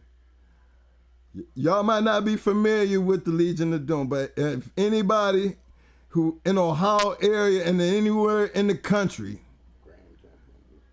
Grand Champion Luther, Grand Champion Dolomite, man, you need to find out who this is. And I'm going to show you why I speak so highly of them. That is the very first well-known kennel that ever looked at us and gave us a chance to go into them. That we raised enough noise that we said he gave us an opportunity to come see them. And we did. And that night, not only did we beat them, on a big show, we got best in show. Do you know the next day that man called us? Yeah. Picked up the phone and called and said, hey, y'all beat a good one last night. Y'all beat a damn good one. 20 years later, come on. I wanted y'all just to know that they was proud of us. They was expecting big things. They liked the condition. They liked the way that dog looked, and they understood that what we went up against, they considered the next Luther. But we had changed the plan. Now, who does that but a man with integrity and respect what they seen? 20 years later, callers still say the same. 20 years later now, 20 years later, did you see us back out here doing this? That man still picked up the phone and still remember that. And every chance I get, I shout out to him because, hey, don't many of y'all know how to take a loss. That was one of the greats. And if you did your homework, you can see why I am so proud of the fact that we got that much attention and somebody of that stature had the nerve and the integrity to pick up a phone and he didn't have to pick up the phone. And 20 years later, say he watched, from that night he watched our career. And he always said, I told you them boys was going to make some noise. I told y'all them boys was going to make some noise the night that they beat so-and-so. I knew they was going to make some noise. 20 years later, he can still sit up and say the same thing and tell me how proud. And I take that as a compliment coming from one of the greats.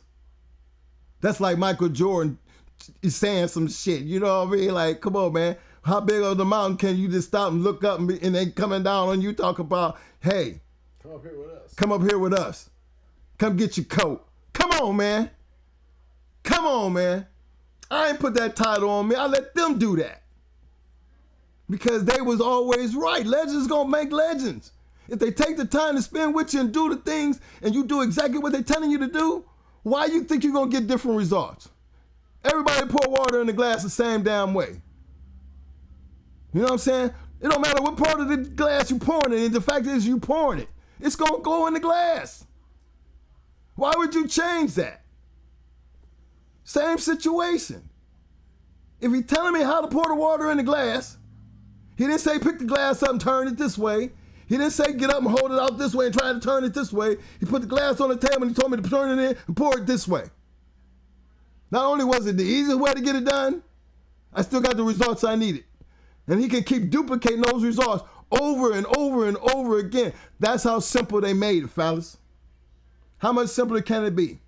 The problem is, who's going to take time to sit down and do for you what they did for us? Well, wait a minute. Going hard is. That's for sure. We will. We got all the disclaimers. Hey, we don't even do dogs. I'm not here sitting here promoting it, but we can give you the history. We can tell you how it got done. It ain't going nowhere. It's not going anywhere. The fraternity's too big. It's too big. But you got to save it. You got to bring back the integrity of what made it to be what it was and what it still can be. We got a whole new generation of dogs out here. I mean, there's so much going on out here that you can't even trust this. You can't trust that. I mean it's a federal crime now. I mean, the game ain't the same, but everybody still want to play in it. And how you going to play in a game where you can goddamn it get you damn near 30, 40 years of your life taken away from you because you're out here not wanting to play it the right way, but you full of shit. These are things that brings the integrity of the game to why even play the game if the game can't be played right. You know what I'm saying? We all took the risk. We all do. But if you love these dogs, I mean, honestly, we love the dogs. Give a damn what people say. You gotta love them to get up and clean shit and do the shit that we used to do. You got to. And I'm gonna finish doing these shout outs, man, because I cannot forget my New York fam, Ziggy and the Bishop brothers. Now I gotta give it to you, man, them boys wild. When I say wild, I'm talking about wild, wild. Wild, wild west, wild. Anybody in my New York fraternity up there, I need not to even have to explain it. Y'all know who I'm talking about, but you gotta give my brothers their props because when it came down to these damn dogs, they knew what the hell they was doing. And they was not no joke. And you gotta remember now, how did I get into that family? How did I get in there? Because I drew their attention. You know what I'm saying? And they took the time to say, hey, why y'all doing that? Come check them out up here. How you gonna not go see what they doing? Because up in that area, in that PA area, that Erie area, that Cleveland, Detroit, Rochester, look, fam, fraternity up there. Y'all think they ain't, look, back in that time period, boy, you thought you had some shit? You better come up through the north motherfucking east. Because they had different shit on their mind. And when I talk about these great grand champions that come up out of there from Detroit, PA, New York, Ohio, listen, gentlemen, they got history. They got receipts. Pick up the books. Read. Check out what I'm telling you. You're going to notice all of them had that one thing in common. Yeah, the Bishop was supposed to go into. They legends. They were supposed to go in the Jeep. That's how Homer ended up in the match. Yeah, the Bishop, they was the one supposed to go in the Jeep that night. Dog got sick. And Homer wound up taking it. But to let them tell it to this day, Jeep wasn't shit. They still say. They still tell you to this day Jeep wasn't shit. And if you read the story, they might have been right. I'm not throwing no salt on the game, but I knew the brothers that was involved. They weren't scared. They wasn't scared of nobody. Got to remember, it was $10,000 just showing the fuck up, messing around with them. Lockup. 10G on a lockup? They weren't playing Back then. back then. Shit, man, look, them boys wasn't. Look, trust me, they didn't care who you was. Nobody up in that area cared who you was. I was sitting. Captain America. Look, Captain America, Cherokee, what was his name? Cherokee Red. What's his name? I can't spell his name. But look, I've seen Out of Canada. out of Canada. It was a couple of them that come through there, man. Couple of them. Then my New Orleans fam, Eminem, Mr. Mason. Now, I ain't sat down, and that man done been in my house. Mr. Harold Mason, much respect and love to the family name. You just did. Hey, the Mason name, after 50 years later, gentlemen, 50 years later, they still damaging up the game. Now, who can say that? Who can say that?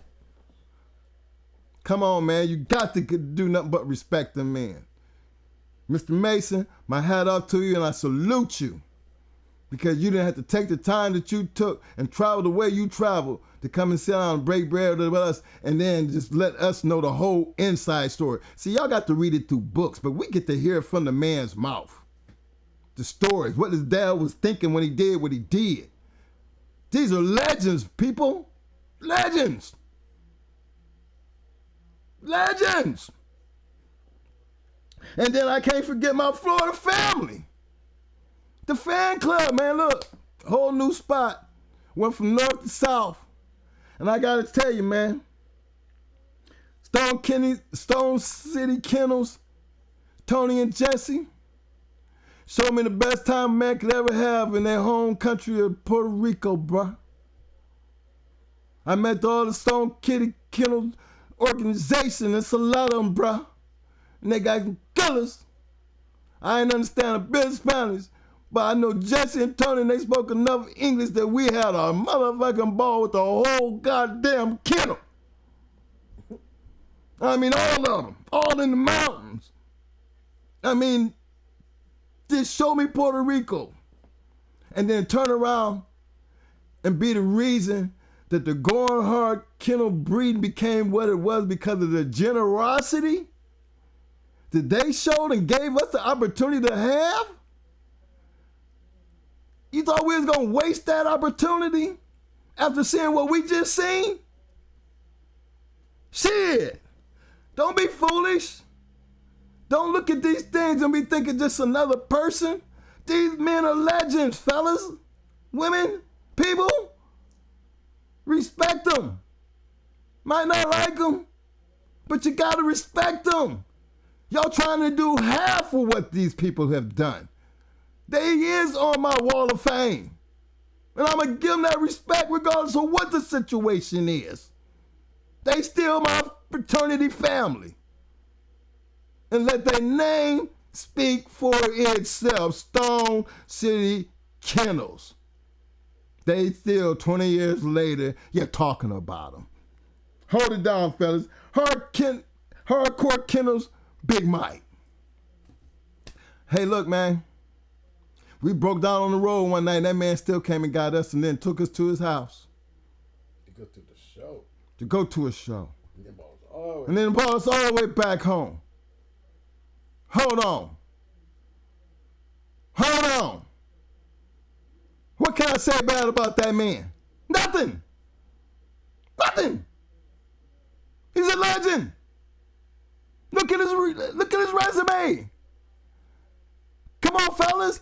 What more do I need to say that when the people like that respect and show you with the integrity of themselves, who they are? You know what I'm saying? How can I not feel blessed? People, I'm not throwing this shit out my ass. This shit is real. Look at the names I'm naming. Deep South. Hold on.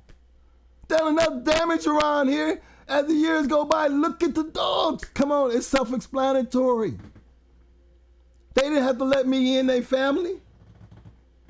They didn't have to let me become a part of what they was doing with the grace that they had coming through their hands. They made us a part of that because they was looking at us like we was the legends. Shit, I didn't know what, I didn't understand why. They just jumped on the same bandwagon we did. I didn't understand why, but I gave them the same respect that all the other ones before them was giving us. They knew how to win. They knew how to win. They listened. They listened. They took that information and they built a great fraternity within themselves. And come on now, who don't know Deep South? This is in y'all's era. Come on. You got to know the people that you're dealing with. This game ain't enough to a whole bunch of people out there just sitting back behind the damn microphone running their damn mouth and don't have no idea. No idea. I don't see none of them on this damn list right here. None of them. But everybody on this list that I just named, damn it, you can find in the damn history books. Some of the greatest dogs ever known to man, right here. And I ain't even named Tom Garner, James Edwards, Atlas Brewer, James Edwards. Come on now. You ain't even seen them you ain't even make my list.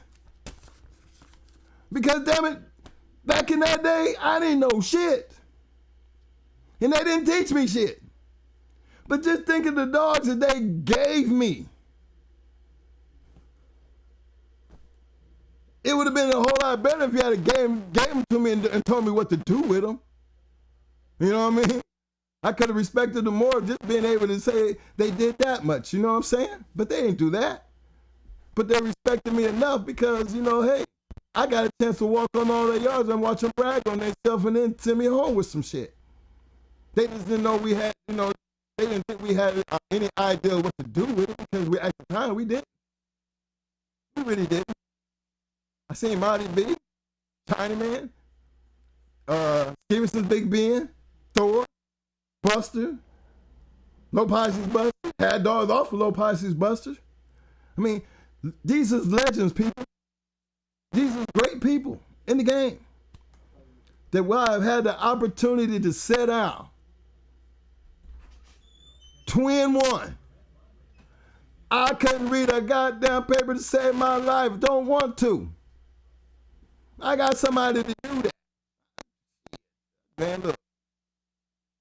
I have a certain job in this business right here, Kennel. And my job was protection and the responsibility of getting us from one point A and point B with everything intact. And one of the things I wanted to tell y'all is a little insight. Remember, there was always that advantage of me always being in that other man's corner. And this is a little secret. I can tell it now because we're not doing that now, so it don't fucking matter. You know what I'm saying? But for all the dog lovers that stand out there and you putting one in shape, now I don't know, you know, we train dogs. So we know even in the worst of situations, a trained dog can hear you. He understands you. You can cut him on and cut him off. Well, in them dire moments where I'm standing in another person's corner, I could say something to that dog and that dog would hear me. Now, during the keep, I only had one purpose with that dog. Remember, Twin 2 gonna go over this keep situation at another time, but there's a point in that situation at this, say that 3-hour mark, right? Everything would change for that dog, and that dog would be introduced to me. Now remember, at 3 hours, he just, you know, now he just running just to be running, because he don't have no choice but to keep running. But when it got to the point to where he started running, and then I started hearing that damn treadmill start to smoking, because he could just hear my voice. Just by hearing my voice, he knew I was coming in, and you start hearing that motherfucker, because he knew when I came, I came through there and we fixing to work out and we finna put it all in. We finna go balls to the wall and then we finna go take this walk and go home and get something to eat. Yeah. That was the little secret. Because when it got deep into some shit, everything thought everybody, we gonna take a relax. It wasn't on twin two to say anything. He didn't have to say nothing. He would just tell me, Mike, it's that time. And I say what I want to say. And that tail start doing this. And everybody be wondering, what the fuck did he just say? That dog heard him. He heard him. That tail start doing this because he knew it's time to take it home. And I mean, when I tell you it's time to take it home, for everybody who's seen a going hard dog, they understand what going hard means. When we turn up the volume and start pouring it on, it's all because of something that was said. And he didn't just learn that in the box. He learned that before he got there. If it's when he heard it in the box, it's time to go home. It's like being on that meal. Turn it up because it's time to go home. And that was always an advantage that we always had. And we put it out there because, hey, it don't take the same person to do that. Try something different. You know what I mean? That's what the purpose of a second. Let that other man be more than just somebody who just walking around with nothing to do. You got to make sure they close. You got to make sure they understand the rules. You got to make sure that everybody is in the same situation as far as the planning. Understanding what the plan going to be. Understand your role. Understand your responsibility. You can't tell a man that has a responsibility how to do his job. You got to give him a chance to know his job and do his job without you having to tell him. That's what makes this a great situation. That's how it works. I didn't make up that responsibility or how to do that. That list of people, they all did it. They all had their own way of doing it. And I took a little bit of all that from everybody. Look, I'm not meant to be in this shine light. Y'all never hardly ever see me here. Well, y'all finna see out of me tonight. That's about it. I can't sit here and tell you about no damn paper. I'm not going to even try to fool you with that. Well, I will sit down here and tell you there was responsibility that I had and why I went around for the ride. Because not only I didn't need to know how to read a paper, but what I did have to know is know the rules and the responsibility of the job that I had in this kennel of going hard. And then stick to what my job meant for me to do until that job was done. And if that brought us to this situation where they be like, them twins, well, that damn twin, the other, who the loud one? Who the one to be going to fuck off? Yeah, that's Mike, man. Look here, he loud like that. He crazy like that. You damn right. You damn right I'm crazy like that. Tell me how to do my goddamn job. How you sound? Not at this point in time. No. And I didn't I learned that from somebody. Anybody know Mr. T? That was McNasty's number 2. That was his second. Everybody know Joe and Nate. Come on now. You already know how they worked. You know what I'm saying? What I'm saying to you, I hope brings benefit of understanding the rules of the game, how you have to acknowledge the rules of the game, and that number 2, it's your responsibility to know the rules of the game. You can't keep putting it on the man that's handling the dog. He got enough worries. The man who got the dog, quit acting like you can do it all because there's so much that you can miss. 4 eyes is always going to be better than 2. And we try to make this game simple. Gentlemen, this is a classroom. This is not a fucking report card class where I'm sitting down here giving you news, reading your shit, coming up with conspiracy theories and all that other shit. This is class. What we're trying to do on this podcast is do all the things that the grace that I just told you did for us. Because I think if we had this kind of technology out here back in the time that we was coming up, going through this shit right here, it'd be a whole bunch of going hard kennels out this mug. you guys would have never been into the motherfucking situation that y'all find yourselves in. This game would never be as fucked up as it is right now. It's like playing Call of Duty with a bunch of fucking hackers. Don't know who doing what. Got 50,000 registries. Come on, what happened to trust in one? Been around longer than half of y'all been a goddamn alive. But you ready to put the faith and all the confidence in some shit? Go ahead. But for those who want to listen,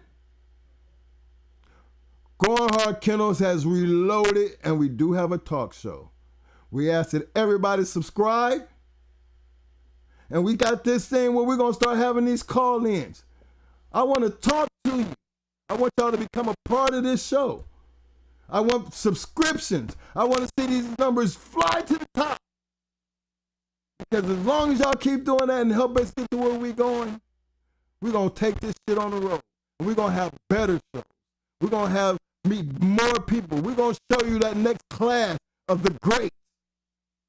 Because y'all do deserve that recognition. It's not all about the hunt. It's got to be about the time that you put into the breeding. The time that you put all that hard work into creating something that you made. Remember, these people made these things. They ain't copying and going out getting a whole goddamn bunch of Jeeps and trying to do what Crenshaw did. Hell, damn Jeep been dead. You know what I mean? But they gave up the plan, the format. Remember, everything has to start with a foundation. Keep it simple. Yeah. If your foundation is strong, the building will go up and it will stay there. Now, I don't know why. I mean, maybe because we contractors and that's what we do for a living, because it makes sense. But for them guys to tell us that, you know what I'm saying, it always made sense. The thing was, you always had to find that foundation. They didn't want you copycatting what they did.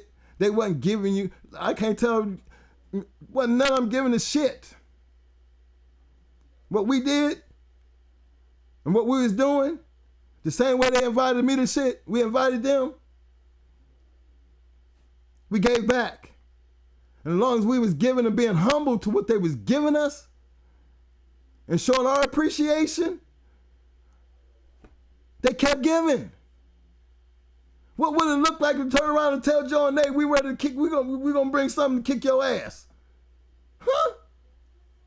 Why would I do that? First of all, I'd have been a damn fool. Because they didn't take the losing well. They didn't get loud. Like I said, I remember when they lost Pepper. When they lost with Pepper. I was sitting next to Joe.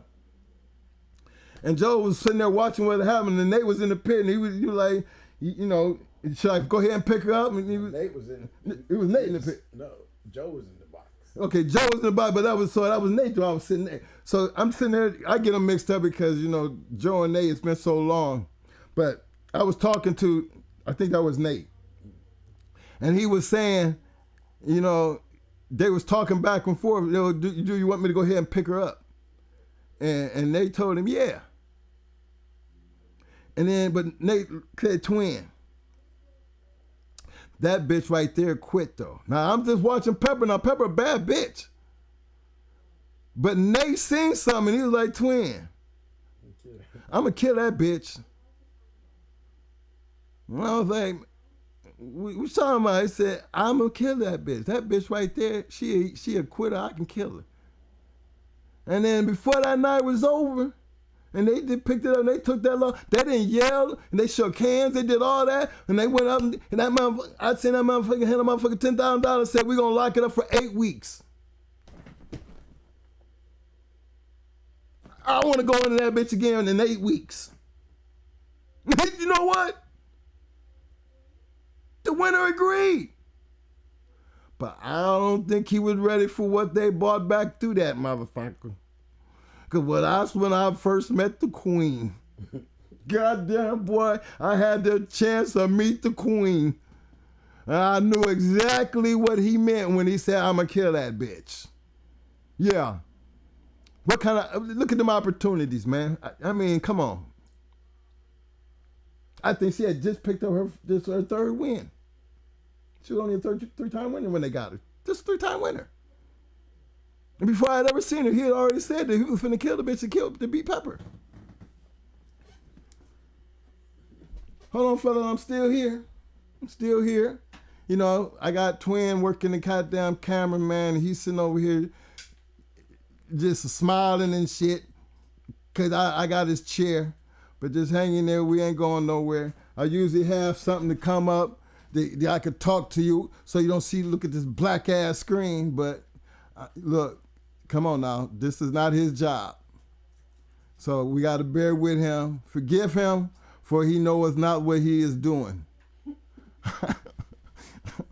You know what I'm saying? Don't be laughing. You're doing a terrible job. I'm going to just call you out on it. You know what I mean? I'm going to just let you know right now, you're doing a terrible job. I mean, you got the computer. You're supposed to be working the board over here. We're sitting here with a black screen. That's like you've been on the radio and somebody saying, no dead air. Say something. Say something. And you don't know what to say. Come on, man. I mean, it ain't but 2 plugs. I know. But you see how hard my job be? You dropping shit all over the place. Calm down. Just take your time. Yeah, look, man, you're trying to make a battery fit knowing damn well that battery don't go in that way. All right, there you go. Hey, look here, fellas. Again, everybody has to understand that, you know, this is not an easy job. But again, I mean, look at him. Look what he just did. Look what he just did. I mean, you got to go ahead, man, sit it up there now. Don't cut it off. Just don't cut it off. Just go ahead and sit it up there. You can't even sit up there because you ain't got the thing on the bottom, can you? Just turn it over, Mo. Just go ahead and turn it over. Just set the other one down just like that. Yeah, y'all, this shit is funny as hell. You know, it's funny because, I mean, when you see him go on here, you know, everything, even though I got to deal with the technical difficulties and with all this high-tech equipment, because we actually are in our studio. Yeah, this is not just what you see of people sitting in front of the desk. Hey, scan this thing around here, let them see what's going on while you sit up here playing. You see all that equipment over there. This is actually a real studio. You know, the music that you hear, yeah, we actually sit here and we create these things. You know what I'm saying? So it's more than just sitting in front of a camera. We actually enjoy doing these things, and we hold jobs every day. We run companies. So it's not like we out here trying to be, you know, in the dog game anymore. No. I'm doing what they did for us. You know what I mean? Come on, man. Look, if you're going to point the camera at me, man, just leak. Oh, my gosh. Oh, my gosh. Mo, oh, boy. Look, fellas, I'm going to give him a break on this one. I'm going to give him a break on this. Love you, man, for trying, though. Hey, give me some. Oh, my God, he almost turned the bitch over. Just come over here and give me some. Just give me some. Fellas, I hope y'all enjoy. Hey, I'm better in the seat, fellas. Yeah, look, I need to get back to my technical difficulty situation, but I hope this live stream turned out a whole lot better than the last one. One thing for sure, people, take the advice. Understand why we do what we do. Subscribe. Get those notifications. Get those likes. Let's get these views up. Hey, we need 1,000 subscribers, man. I think we can get on the road. Hey, look, I ain't even put the Cash App up yet because I'm going to wait till we get on the road so we can come to your city and do our show from your spot.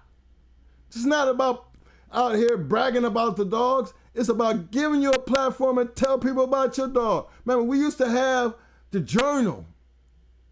You know, they did more than just show the shows. They gave you a chance to see what you got, a chance to go in and get some of these dogs and have the papers and the pedigrees to back them up because you could see and go talk to these people and go see for yourself. Somebody said, tell us about your wrestling background. Come on, man. Who talking about who talking about that wrestling? Y'all know we were some bad motherfuckers. Y'all know. We was one of the we were setting them twins on houses was smashing shit all over the country. The boys from Nadonia, Timmy and Tony Fowler, Michael and Maurice and the Nadonia twins, the boys out of Copper. Y'all know why y'all still talking about that because y'all know we was bad. But that was a wrestling career. You know what I'm saying? Bulldogging even then. Bulldogging even then. You know what I'm saying? But this is about a whole new ball game. This game right here it's not no joke no more. Anytime you face some federal motherfucking crimes, I don't take this shit lightly. And I'm not promoting dog fighting at all. But what I am telling you is history. This is what I live. This is what I done. This is what was going on during the time. These are the people I met. This is how it is. Everything moving forward, y'all got it worse. The game is all messed up. And you can get more time for it being messed up. But you can't help it because you know you love these dogs. You know you love them. Let's get the integrity back. It didn't take a lot of people to make the game as famous as it has become. It didn't take a lot. It just took the right people with integrity, knowledge, the ability to want to teach, and people had the ability to want to learn. That's what we want to do for you. We need your help, people. I'm from Akron, Ohio. I ain't nothing but a kid from Akron. Ain't nothing but a kid from the AK Akron, stand up Rubber City, baby. Rubber City. Salute you. Hey, fellas, we're going to be on the next show. I think we're going to have our next show, Tuesday? And we're going to try this again, but hopefully, I hope you enjoyed the show tonight. And for those who just want to just have them comments, we always reply to every comment and every time somebody says something because we always want to show our appreciation, especially for you even taking the time out to sit here and listen. But until the next time, man, I want y'all to understand. Hold on, I'm going to turn this over to Twin 2 so he can close this bitch out. But while I go ahead and crank up something, you know what I'm saying, as we do this peace thing, I want y'all to know I appreciate you always. Scratch the win. Yo, show me. How you do, fellas? I think you did damn good. That's my second. I think you did damn good. Hey, man. I'd like to thank all y'all guys for stepping up, man. I'd like y'all to see y'all come out. I hope y'all learn some shit. It's not an easy thing being a second. I think most guys be like, I want to go with you and be your second man so he can get in. It's more than that. You need to let him know, man, I'd rather give you $100 to get in than to get over here hanging with me, man, and can't help me. You know what I'm saying? So, hey, man, I hope y'all took that shit in. And remember, a lot of those rules, when everybody was talking shit about us demanding and always wanting that scratch to win, there's a lot of changes in those rules. We didn't step outside the box. We added a little bit to a rule that was already there. I'm just trying to make sure y'all understood what we added was the truth. And that's the truth. When you go scratch to win, you a real dog, man. You give a man another chance to get his money and go home with a draw because you beat him with a cover. Hey, man, you can't ask for a better dog, man. I mean, y'all might not get it, but you do enough dogs, you'll understand it. That's the only way we go hard. Only way we go hard, guys. Y'all have a good day, man. I'll be looking for y'all Tuesday, man. I need to see y'all Tuesday, man. Get them likes up, man. Get them likes up. Subscribe, fellas. AK in the house. Down here in the TPA. Peace.